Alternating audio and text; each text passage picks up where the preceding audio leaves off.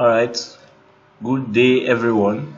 Welcome to today's class. Today I'll be teaching you how to use all the tools in Corel Draw. We'll be going in depth. Into every tool. So I'll be exploring every single tool. So Corel Draw has a lot of tools, a lot that can be overwhelming. So I will highlight some of the special uses of the tools. Then as we move on and start making flyers and other designs, we'll realize the ones we need and the ones we don't need so often. So you don't get overwhelmed with, hey, what does this tool do and all of that. So I'll be picking each tool apart one by one. So start from the top. This is your pick tool. So I've already taught you how to use this tool. So assuming we have an object here, a rectangle, I can't really move this object because it's my rectangle tool that is active. So I have to use my pick tool. Assuming I have two objects or three objects that are three objects that are close together, I can use my pick tool to select, move them around, and apply color and all of that. So it's my pick tool that I use. Then you have inside remember I taught you that for every set of tools that has this small triangle on the down right corner, it's called a flyout. So when you click and hold, it shows up. So you have your freehand pick, you have your pick tool, then you have your free transform. So let's start with free transform. Use free transform to rotate an object. You use free transform, to scale an object in any direction, but it's not really. You can always use your pick tool and drag from one of these anchor points here. You can always use your pick tool, so it's not a very important tool. Basically, it's not a very important tool. So that's it for free transform. Then freehand pick is used when there are a lot of, let's say, a lot of objects that are close together and you want to select it in such a way that you avoid some. So if you notice, your pick tool selects, if you click and drag, it selects in a rectangular fashion. So anything that this rectangle covers is selected. So if you notice, the rectangle did not cover the ellipse that protruded out of the rectangle on top, so you did not select it. So what freehand pick does is just an extra function that allows you to select irregularly. So I can select irregularly. It's not very frequently used as well. Then you have the pata of them, or your shape tool. Your shape tool works in two ways. Now remember I taught you that every object has two phases. It can be a shape, it can be an object, it can be a curve. Now as this rectangle is now, it's just an object, it's a regular rectangle. So if I use my shape tool, if I select my shape tool, now if you look at your property bar, okay, let's use pick tool. You look at your property bar. Now if I pick my shape tool, you see that the anchor point has changed. So with my shape tool, when this object is still as an object, not a curve, I can turn it, I can change the edge. You can see this is rounded edge. This is where you change the edge. So this is round corner, this is scalloped corner. Scallop, look at what it looks like, the inverse of rounded corner. Then you have your chamfered corner, that is like a chiseled edge. So this is what you use the shape tool to do when the object is still as a normal object. I have not converted it to curve. So you can change the diameter of this. So let's say, because if you notice, as I'm dragging, all of them are turning at the same time. So let's assume I don't want to change this particular corner, this corner on the top right. This is where it happens. With my shape tool still selected, my object still selected, at this top right here. So you can see the angle, the diameter is your 12.948. So I can decide to change it to 0. Now notice something, everything changed again.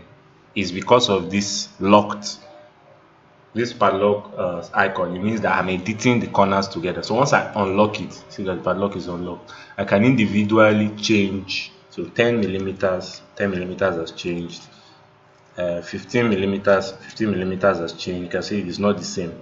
Then I can leave these two at 0. So you see that I have a rounded rectangle that does not have all the corners rounded. I can still decide to change it to become chamfered, then to become scalloped. I can decide to change it to become chamfered. So that's how you use your shape tool when the object has not been converted to curves. Then if the object has been converted to curves, let's select this rectangle. To convert to curves, I right click, convert to curves, or Ctrl Q. You notice that it changes to this blue line. It means that this is not just a normal object, this is a curve. So now with this node, I can change this shape. So that's why it's called shape tool. Use it to create shapes, use it to fashion custom shapes. So let me undo that. Let's leave it as a rectangle. Now with this same shape tool, on this edge, I can right click to curve. I can change this rectangle to become any custom shape I want. I can do it to this same edge to curve. So depending on the shape I want to create. So you see, so assuming I want to do a ribbon like effect, I can always use my shape tool to get it. So that's for your shape tool. Then you have other tools that accompany the shape tool: smooth, smear, twirl, attract and repel, smudge, and roughen. Depending on your version of Corel Draw, all of them may not be present. I think they added it from X6 up or so. So I can use smooth. So let's see what smooth does. It works on an object only when it's converted to curve. Always remember, the shape tool flyout only works when an object is converted to curve. Then can click on this edge. Okay, let's use shape tool first. Then let's see. Okay, it works on edges. So if we use smooth and we click, so you can see it's, so you can adjust the nib size like a pen, like you're trying to use a pen to roughen. Let's change it to like 50. I'm trying to use a pen to work on the edge. So it's not always it's not one of the most commonly used tools. There's smear. I think it does the opposite of, yeah, I say it does the opposite. There's twirl. Twirl will pick the edge and turn it around like a spiral shape, so you can see. Then you have attract and repel, so still for the same shaping purposes, so you can say attract. Then you have smudge. Smudge is used to, create a rough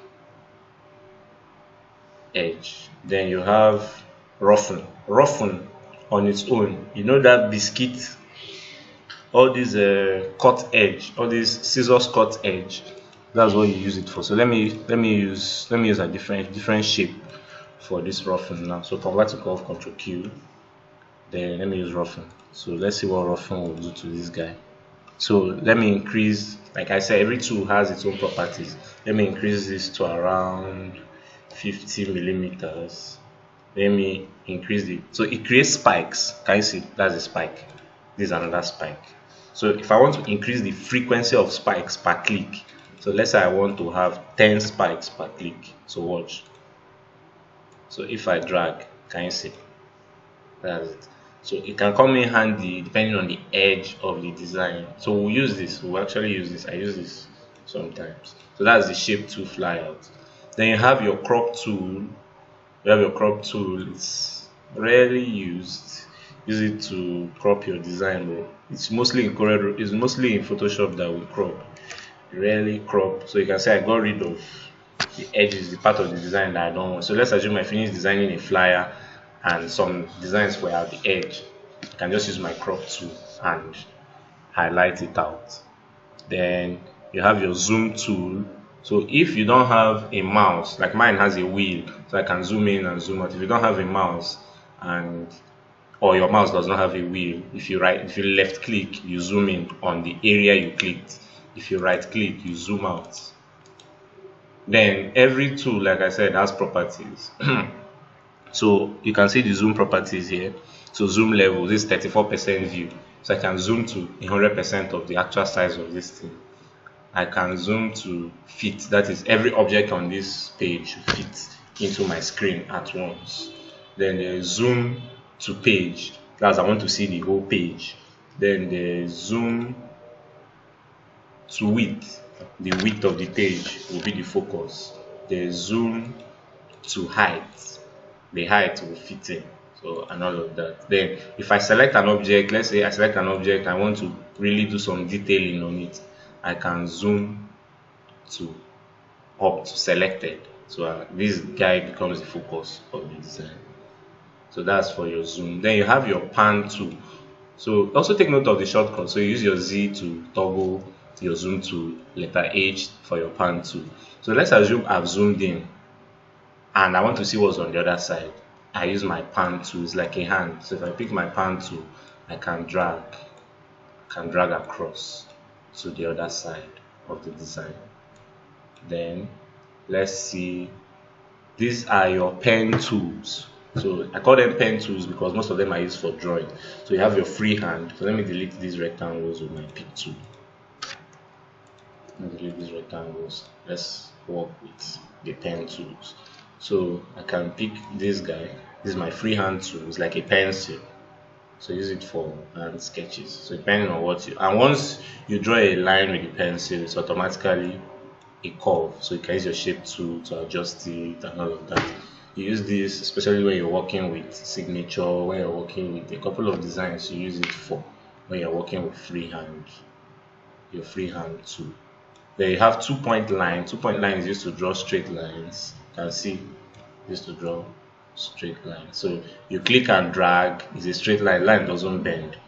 You click and drag till you get to the desired length. So 2 points, pick 1 point, click, drag to second point, you have a line. So use it and doing anything that has to do with line, exercise book, jotter, those kind of things. Then you have your Bezier tool. No, I use Bezier tool when I want to trace things.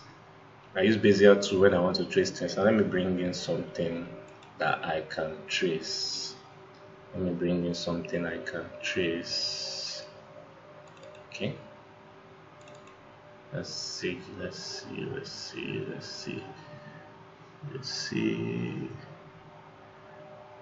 Okay. All right. Let me bring this in. All right. So we have this. So let's assume I want to trace this yellow shape. I can use my Bezier tool. Bezier, pick this point, click, this point, click. Okay. Click. Okay, something is, did I pick? Sorry, it's on 2-point line. So Bezier tool, pick this point, click, pick the second point, click, third point, click, then go to the end point, the node, click. So I have a full shape. I can try to use my shape tool to adjust the edges together and all of that. So I have my, okay, it normally closes. Let me redo that. It normally closes to form an actual shape. I think I missed the node, that's why I didn't close. So there you have it. Then yeah, I have a full shape. I can give it color. Use my pick tool. So you won't even know you won't even know that I did not do it from scratch. So that's basically it. Then you have your pen tool. So pen tool is also used for tracing. You have your B spline, you have polyline. These ones are rarely used. Then 3-point curve. Use it when you want to create a curve. So let me get a shape, a design that has a curve. Okay. There's one I saw that I really liked. Okay, let's use this. So let's say I want to replicate this curve in this blue on that side. I just pick this, pick my 3-point curve. So I just pick first point, where do I want the curve to start, drag to where do I want the curve to end, Then without clicking, I'm just moving. So this is how I want the curve to be. I release it. There you have it. So I have a curve. So that's basically how your 3-point curve works. Then you have artistic media tool. You have artistic media tool. This is a very special tool. It gives me a lot of objects to work with. So let me get rid of these guys. It gives me a lot of objects to work with. So artistic media. So this is artistic media tool. So now it's like I said, for every object, there are for every object there are properties. So these are the properties. There are different presets. So you can draw a curve, there's a brush feature depending on the kind of design. So it's taking some time to do. There's a brush feature. So under the brush you can explore it. There's artistic. So there are so many objects. I get most of my icons from here. I get many of my icons from here. So let's say I want this, I can just draw this line. It becomes this curve. So there are so many of them. Objects. I particularly use, there's one of them I use when I was doing, okay, you can see bubbles. So as it's still selected, I can change what I want it to look like. Scroll, I can decide what I want it to look like. So you see it's changing. So many preset objects, symbol, you can see so many of them. It's like a leaf shape. You can decide to give this green. They are vectors. You can decide to give this green, draw another one, give it a different shade of green depending on what I'm designing. So there's so many of them, texture and all of that. Then you have sprayer. Sprayer still works like the previous one. Okay, let's see look. So you can see there are still several objects. So brush strokes, you have food, so you can explore. There's so many of them. You can see sweets. So if I'm designing a party poster now, I may not need to download sweets design. Just draw the line. You can see the sweets. I can ungroup it. Okay, I can ungroup them and all of that. So you can see this is my sweets. So depending on what I'm designing. Then you have, okay, there's so many of them. You can explore a lot of them. Plants, you can play with them. You can see foliage depending on what I'm designing. See, as it's still selected, you can change. So many of them. So many stars. You can see if I design all these children design, you can see them. So it changes. Then you have calligraphic. So this is usually used by people who are using graphics tab. But yes, how you be good, you can actually create calligraphic effects. So let's say you get, so it's a bit tricky, but it works. It's a bit tricky, but it's usually used by people that use graphics tab and all of that. They have expression. Same, this one is also used by people that use graphics tab. So because it's pressure, it's a pen pressure, so you use pen stylus. So if you ever go into illustration, you make use of this a lot, this artistic media tool. Then you have live sketch. Live sketch helps you predict shapes. So if I use live sketch, it's freehand, but it predicts a shape, and I just draw triangle. Automatically, it helps me to predict it. But it's not really, it's AI, so it's not really so what's the word, it's not really so accurate most of the time. So it's not used. So it now have smart drawing tool, that's the advanced one. Live sketch is used by people with graphics tab. Like see this one. So if I draw this AI will turn it to a better triangle. If I draw this AI turn it to a rectangle. So it's mostly for people that use graphics tab and don't have strength to be picking rectangle tool. For you, if you're using a laptop, you always have a rectangle tool. You can always draw and all of that. So let me get rid of this so that we can continue. So under a rectangle, you have 3-point rectangle. So the rectangle tool works like this. So your normal rectangle. Then you have 3-point rectangle. So let's assume I want to draw a cylinder and I've drawn my circle. So I want to draw something like a can of malt, and I know that I want this rectangle to start from here and end here.